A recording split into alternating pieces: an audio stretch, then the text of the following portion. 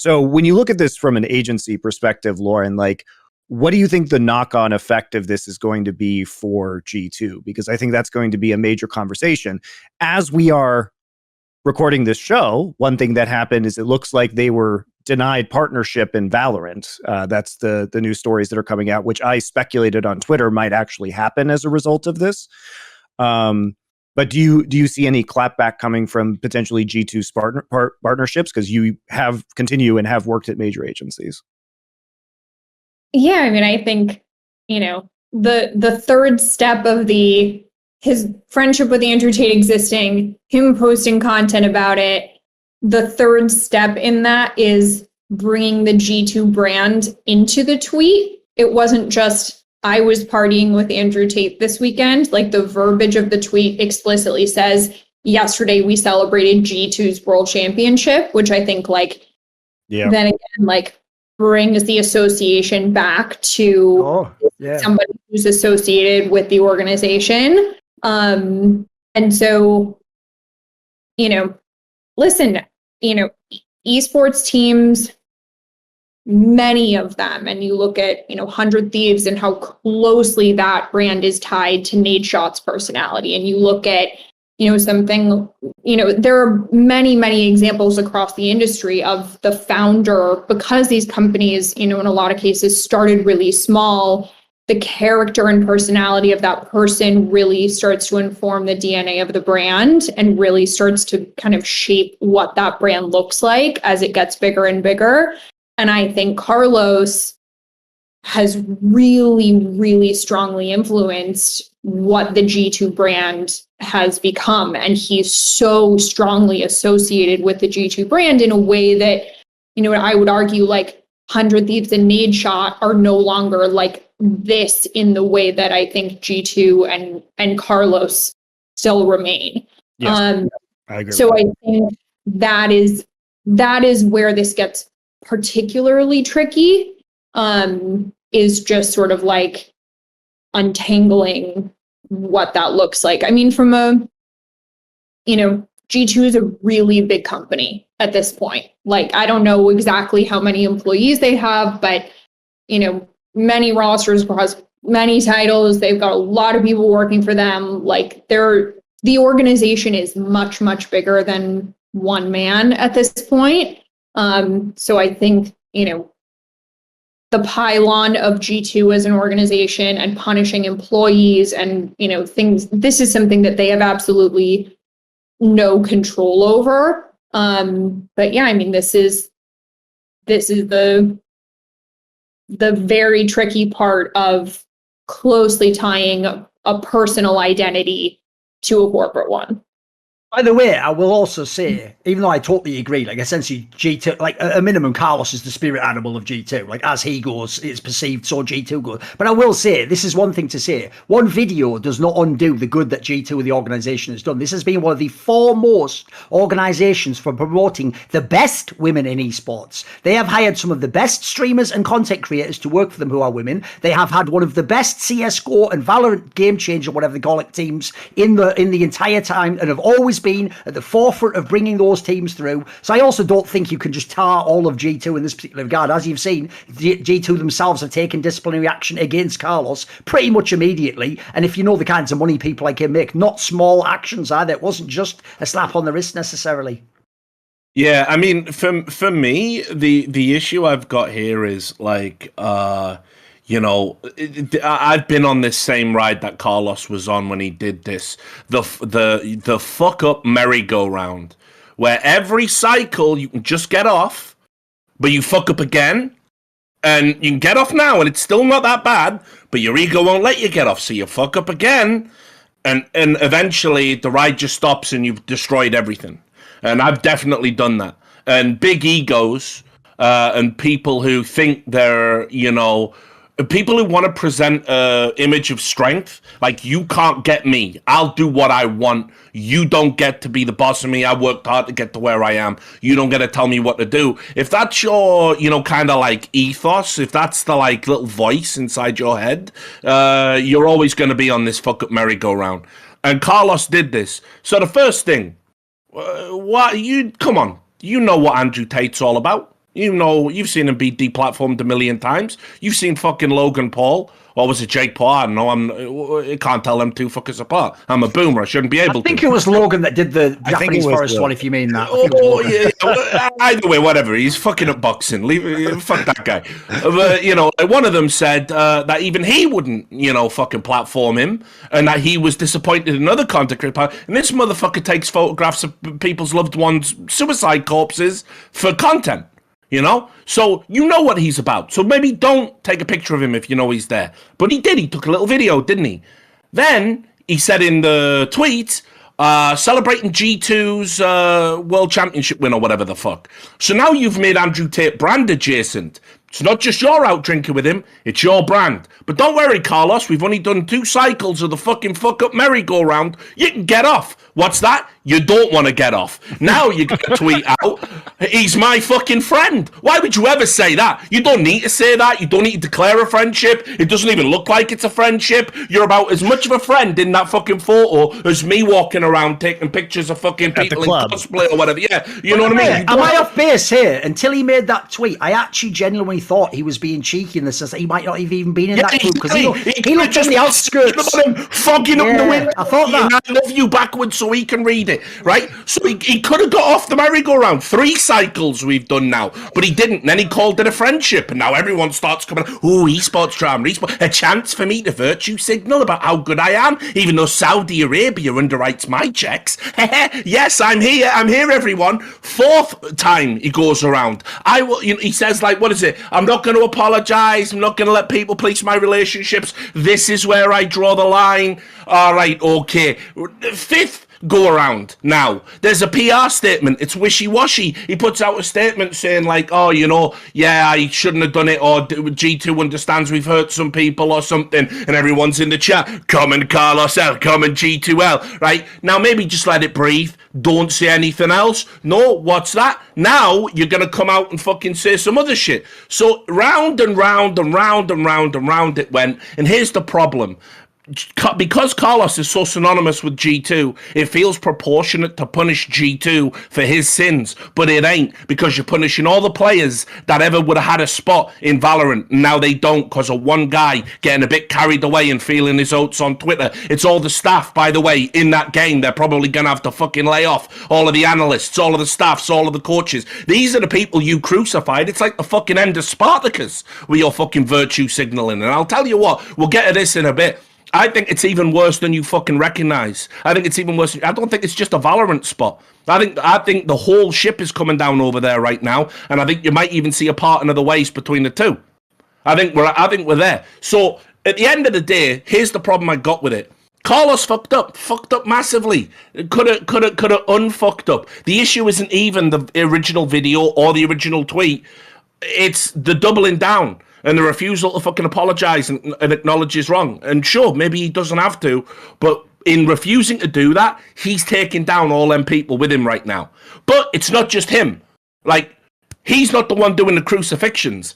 That's y'all. And people want to take down Carlos because everyone hates big personalities, brash people who get to say what they want, do what they want because they got fuck you money in the bank. Everyone hates those guys. Carlos could be out there with a fucking cure for cancer and everything. Some cunt would still want to take him down. He's too brash. He's too mean for me. How dare he voice his own opinion? I don't get to do that in my job. People are just bitter, miserable assholes on the internet. So yeah, he would still have to go through that. But here's the problem. All those people who've signed up to fucking, cast the stone at Carlos, congratulations. You just fucking robbed a Valorant team of their fucking hopes and dreams for at least a year, probably longer. You just got a bunch of staff fucking fired, and for what? So you can go slithering back to fucking Riot Games and pretend they didn't sign a $100 million lawsuit for sexual discrimination. Fuck all of you punks. You got no principles. Here's the segue, by the way, because here's the key point. Everyone's going to do the classic thing. It's whataboutism. No, stay on topic. No. Here's the problem. All you had to say was, I don't like Andrew Tate. You can even say you hate him. You can even say he's the worst thing to ever. But say what you like, right? But as soon as you say these two lines, you say, he can't come in esports because he's a misogynist, and then you say he doesn't belong in esports. You done fucked up there, because as soon as you said those two things, it implied logically that you also would be against anyone who was a worse misogynist or someone with a history of misogyny. They couldn't be in esports. And since he said belong, you just drew another line and you said who can come into esports and who aren't. So I seriously hope when we get to the discussion later about China and Saudi Arabia that no one's done anything worse than Andrew Tate, because if they have, you all done fucked up if you're taking the money from them. You all done fucked up if you work with them. And if you imply that the people that surround you are the aggregate of who you are, and people that you choose to associate is who you are, and if you work with a company, you call them friends and family, then that's who you are. Then if they're Saudi Arabia and China, you're now complicit in all their crimes. The crimes of countries. Because what we're going to get to later, by the way, guys, is this isn't like, if you have this discussion, like I can bang on like ESL all day long about having the Air Force sponsorship. It's not like they literally were like, right,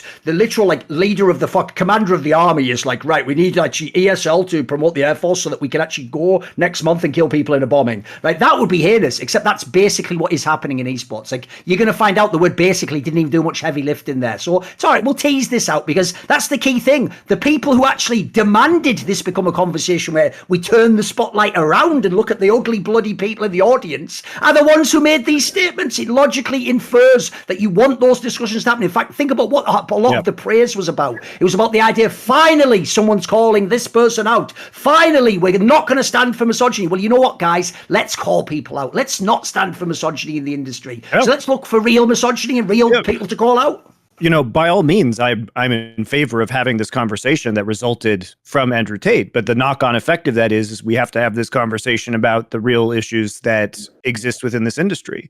And we'll start talking about that. Before we do, I just want to put a capstone on the Carlos stuff and like the effect of this for G2, so you guys understand the stakes are at play.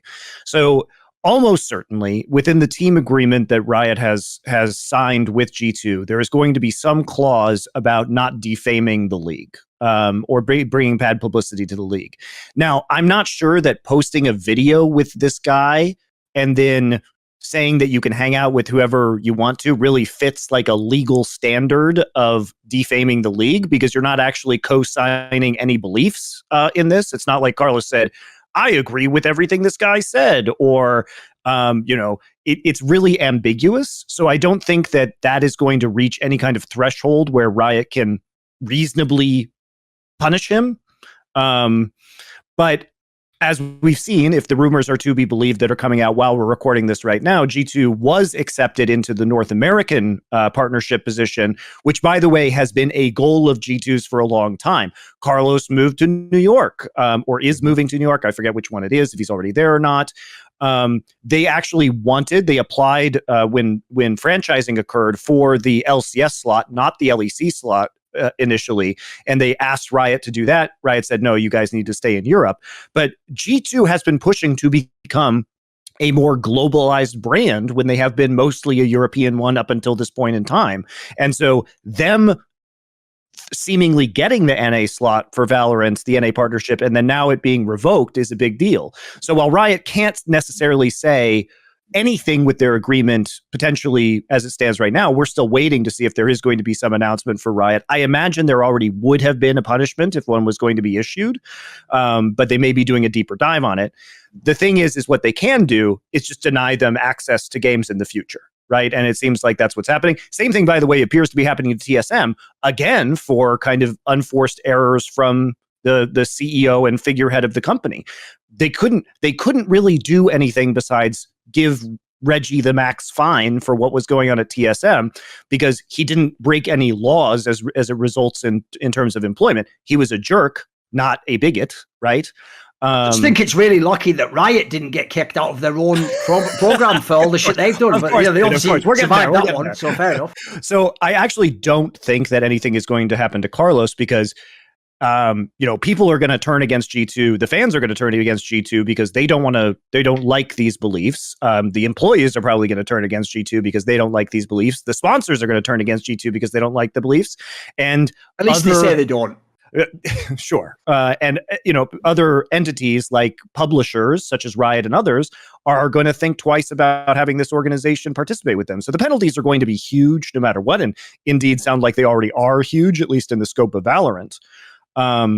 But I'm not sure if we're actually going to see any direct punishment from Riot, because I just don't think it meets a standard when Carlos himself is not Mate, what making a statement standards? about his beliefs. This is an industry where people will claim, remember, if you're accused of a crime, the standard we are doing is you did the crime. That's what we're holding people. So by that logic, there are literal rapists who might play in some of these leagues. That's a real standard. Where's the standard? That's what I'm saying. There isn't. What the point on this one is, you can think it's as bad as you want and punish them as much.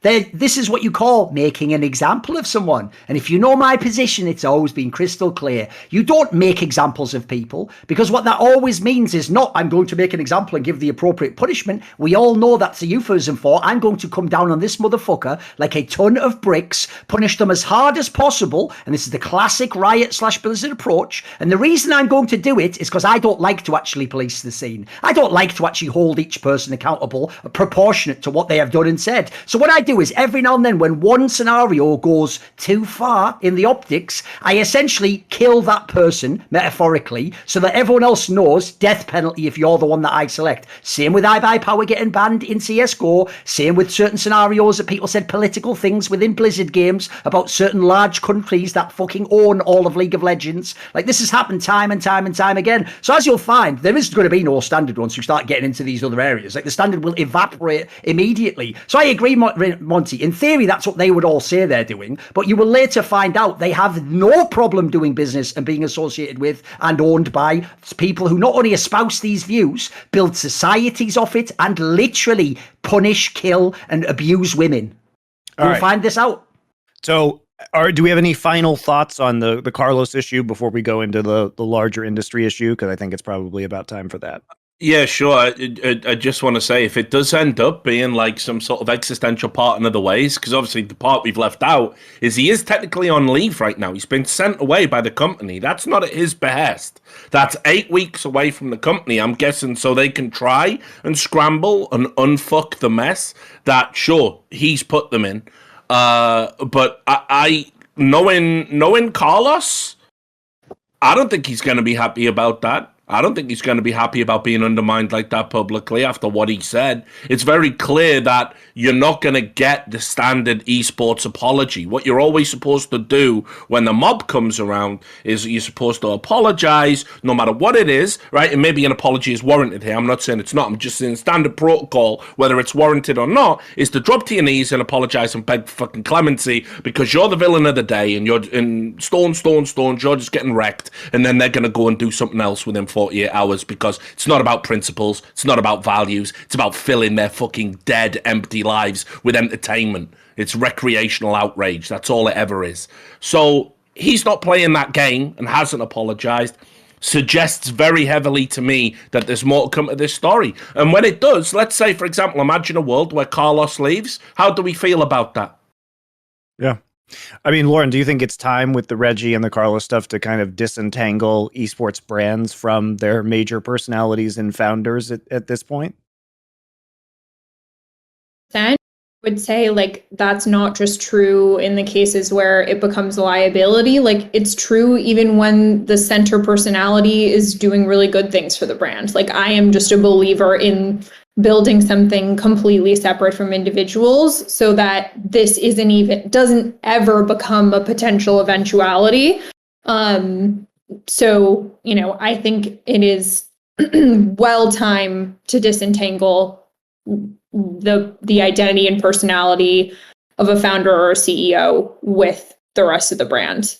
Because to, the point of whatever that everyone is making is like, these companies are big, they have a lot going on, like they don't deserve to be punished for what, Carlos does on a weekend night. Like it's not fair. And, I think it shows how delicate and how precarious the whole situation becomes when, there is some, people are flawed, they make mistakes, like it's inevitable. And, disentangling as much as possible, I think, is really, really necessary. I also think just, circling back to something Richard had said about the fuck up merry-go-round, like, the biggest advice I can always give is log off. Like, there are just so many times in this situation and in many, many others where like everyone would have really benefited from just simply stepping away. And I think in the middle of Carlos putting out PR statements, G2 releasing statements, people were looking at Carlos's liked tweets and seeing a ton of defense of Andrew Tate, jokes, things praising him, et cetera, et cetera. And so it just looks so incredibly contradictory to the point where like I don't know what an apology, what purpose that really serves at this point, and how genuinely people will interpret that. It's like they're seeing one action taken on the public facing Twitter account and another action being taken in the likes. And, at this point, I think it's just like, I have nothing to say other than like logging off should have happened a long time ago. Here's the issue. Essentially, Richard, if I had to speculate, I don't think Carlos will bend the knee. I actually think that's actually what this entire exercise was about. It meant that essentially it was always going to come to this point, because in esports, if you're going to be a public facing figure, and especially if you want to be partners with these giant companies, you're going to have to bend the knee. That is just the way the mainstream world works now. And as you'll see later in the convo, it's only going to get darker and darker who you bend the knee to. It'll eventually be Sauron himself. At the moment, maybe it's Saruman, you're just doing it too. So in this scenario, brilliant fucking analogy as well, right? So in this case, I'll also say this as well.